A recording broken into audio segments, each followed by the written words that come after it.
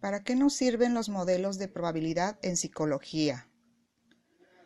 Primero, nos sirven para indicar el nivel de error o de probabilidad de equivocarnos en lo que afirmamos o inferimos a partir de nuestros datos. También nos sirven para confirmar o contrastar una hipótesis.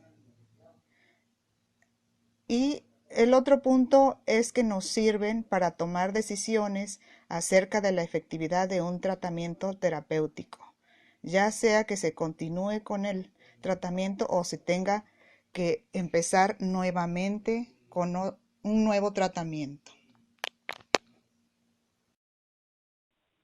Relación distribución normal y binominal. Distribución normal. En el modelo de distribución normal se puede observar una simetría.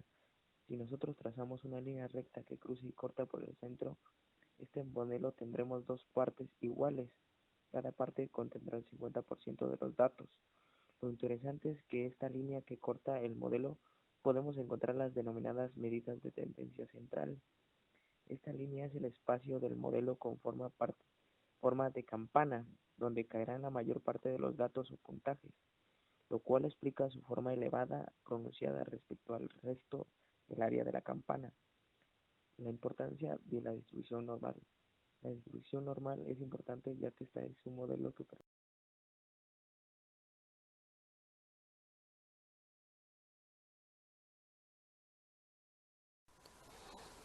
El contraste de hipótesis es una regla de decisión que nos indica si una hipótesis relativa a la población es compatible con los datos de la muestra. En esta etapa, el investigador recopila los datos relevantes que le permiten concluir si la hipótesis debe ser aceptada o no. El científico dispone de diversos métodos que son los no experimentales de contrastación de hipótesis. Entre estos se encuentra la observación sistemática y el método correlacional. En ellos, el investigador recoge y mide los fenómenos tal y como se producen naturalmente, sin manipular la causa de forma intencionada, es decir, no controla ninguna de las posibles variables que puedan influir en los resultados. Por otro lado, están los métodos experimentales. Estos son los únicos que permiten establecer relaciones de tipo causa-efecto, en donde se realiza un experimento para poner a prueba hipótesis sobre las relaciones existentes entre dos tipos de variables que son la variable dependiente, que se refiere a la conducta que nos interesa, y la variable independiente, que manipula el experimentador. La diferencia principal entre ambos métodos consiste en el grado de control que ejerce el investigador sobre el fenómeno estudiado. La hipótesis que se somete a contraste se denomina hipótesis nula y se designa de la siguiente manera. Esta hipótesis nula debe ser una hipótesis de igualdad, de no diferencia entre las poblaciones, de falta de efecto de los tratamientos. Por esta razón es que se denomina nula. Es por tanto que es la que aceptaremos o rechazaremos. Por otro lado, se encuentra la hipótesis alternativa, que es contraria a la hipótesis nula. A esta se le designa de la siguiente manera. Esta hipótesis afirma la existencia de una diferencia entre las poblaciones o la presencia de un efecto no nulo de los tratamientos, y suele ser la hipótesis que se desea probar.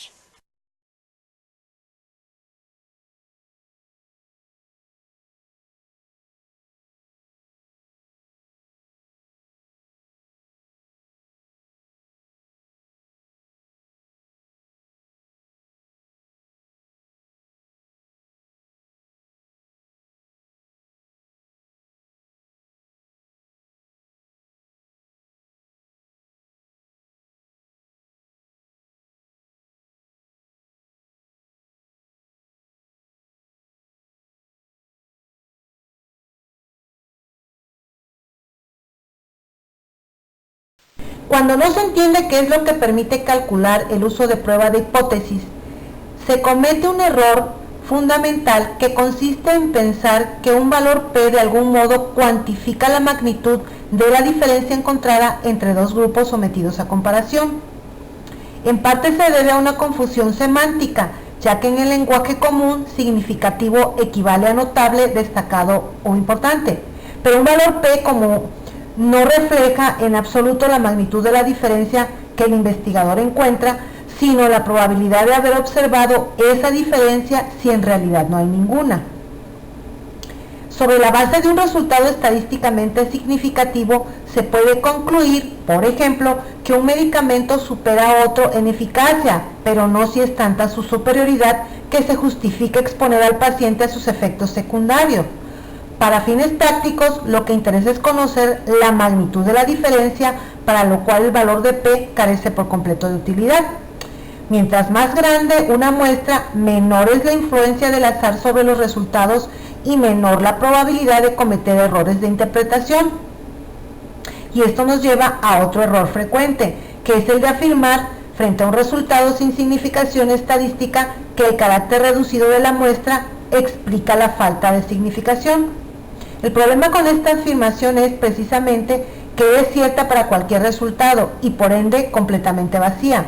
En otras palabras, cuando una muestra es lo suficientemente grande, cualquier resultado puede cobrar significación estadística, razón de por sí suficiente para dudar del valor de estas pruebas. Vamos a continuar con los ejemplos de las variables aleatorias, pero antes quiero mencionar lo que es una variable aleatoria, y esta es definida con base en los términos función y espacio muestral. Y los ejemplos de estas mismas, uno de ellos es el tiempo de vida de 5 pilas que se extraen aleatoriamente de un lote de pilas. Esto también depende del azar, ya que constituye un ejemplo de una variable aleatoria que varía entre el tiempo 0 y un valor indeterminado, ya que no sabemos exactamente cuánto tiempo van a durar esas pilas. Otro ejemplo viene siendo el número de mujeres de una familia con 5 hijos. También es una variable aleatoria que varía de 0 a 5, ya que en una familia de 5 hijos puede que no haya ninguna mujer.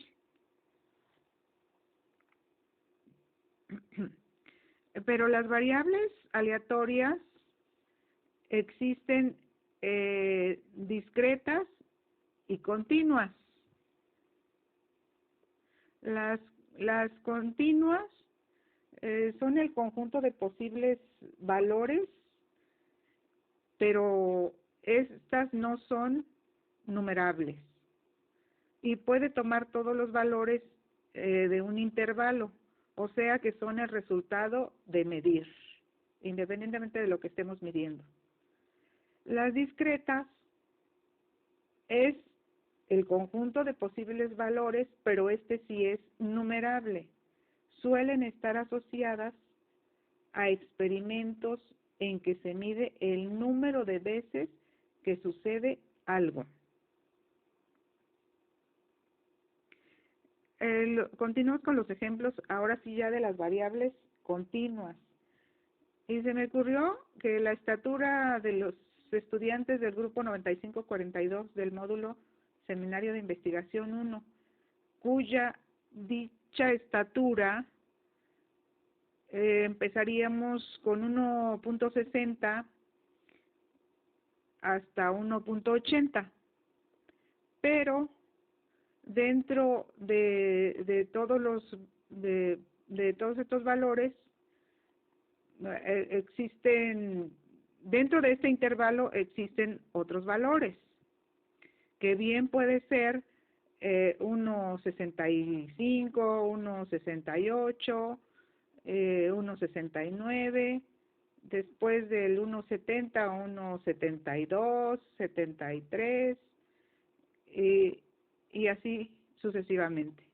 Otro de los ejemplos es la edad de los padres de los estudiantes del grupo 9541 de la Facultad de Psicología de Iztacala.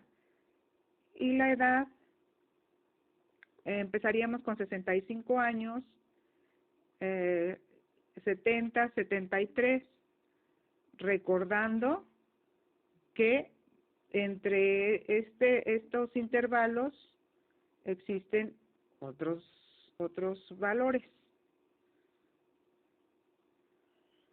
También el peso corporal de los estudiantes de sexto año de educación primaria es otro de los ejemplos, ya que el peso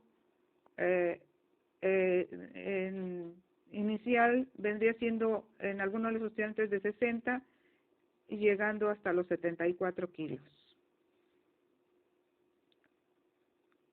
Ahora, los ejemplos de las variables discretas, como dijimos que es el conjunto de posibles valores, pero que esto sí es numerable y suelen asociarse a experimentos en donde se mide el número de veces que sucede algo. Entonces, por ejemplo, el primer ejemplo es el número de alumnos que asisten diariamente durante una semana a la escuela primaria, que pueden ir desde 0 hasta 200. Otro ejemplo es el número de pacientes que asisten a consulta psicológica por un día en un consultorio, igual de 0, que puede llegar hasta 6 o tal vez más. El número de estudiantes aprobados por grupo en un examen parcial. Los estudiantes aprobados pueden ser desde 0, 1, 2, hasta llegar a 30. No sabemos en realidad.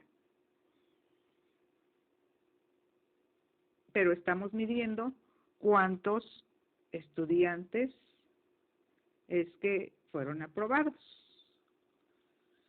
Eso es todo de mi parte. Les agradezco mucho por su atención.